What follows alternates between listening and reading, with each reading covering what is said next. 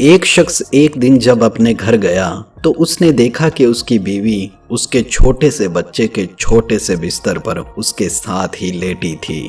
وہ شخص حیران ہوا اور بولا کہ اگر آرام کرنا ہے تو اپنے بستر پر لیٹ جاتی، یہاں تو اور ہی تھک گئی ہوگی۔ اس کی بیوی اٹھ بیٹھی اور اس کی آنکھوں سے آنسو جاری تھے۔ شوہر پریشان ہو گیا۔ بیوی نے پوچھنے پر بتایا کہ صبح وہ کچھ امداد دینے کسی یتیم خانے گئی تھی۔ وہاں اس نے دیکھا کہ چھوٹے چھوٹے سے بچے جو ابھی کچھ مہینوں کے ہی تھے اپنے پنگھوڑوں میں چپ چاپ تمیز سے لیٹے ہوئے تھے۔ وہ بہت خوش ہوئی اور وہاں موجود نگران خاتون سے پوچھا کہ آپ نے ان چھوٹے چھوٹے سے بچوں کی اتنی شاندار تربیت کیسے کی؟ آپ مجھے بھی مشورہ دیں، میرا بھی ایک چھوٹا بچہ ہے۔ اس نگران خاتون نے جواب دیا کہ ہم دعا کریں گے کہ آپ کا بچہ کبھی تمیز دار نہ ہو اور خدا اس کے لیے آپ لوگوں کو زندہ رکھے۔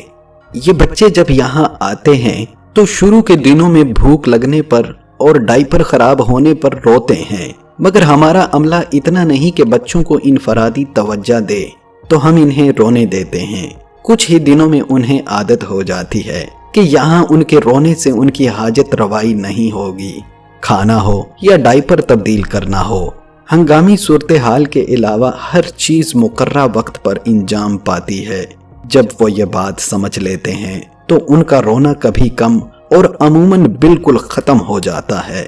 یہ بچے بھی اگر اپنے والدین کے ساتھ ہوتے تو بھوک لگنے پر، ڈائپر گندا ہونے پر، جذباتی قربت کے لیے یا کسی ایسے مسئلے کے حل کے لیے جیسے ان کے ننھے ذہن سمجھنے سے قاصر ہیں، رو رو کر اپنے والدین کی توجہ خود پر مبذول کراتے، ان کی مدد حاصل کرنے کی کوشش کرتے، ان کی محبت کی نرمی اور گود کی گرمی محسوس کرتے، مگر کیونکہ ایسا نہیں ہے اور ہم خود بہت مجبور ہیں تو ہم انہیں رونے دیتے ہیں۔ کچھ دن بعد یہ خود ہی تھک کر چپ ہو جاتے ہیں، اور اسی لیے جب سے وہ عورت وہاں سے آئی تھی اپنے بچے کے ساتھ لگی بیٹھی تھی۔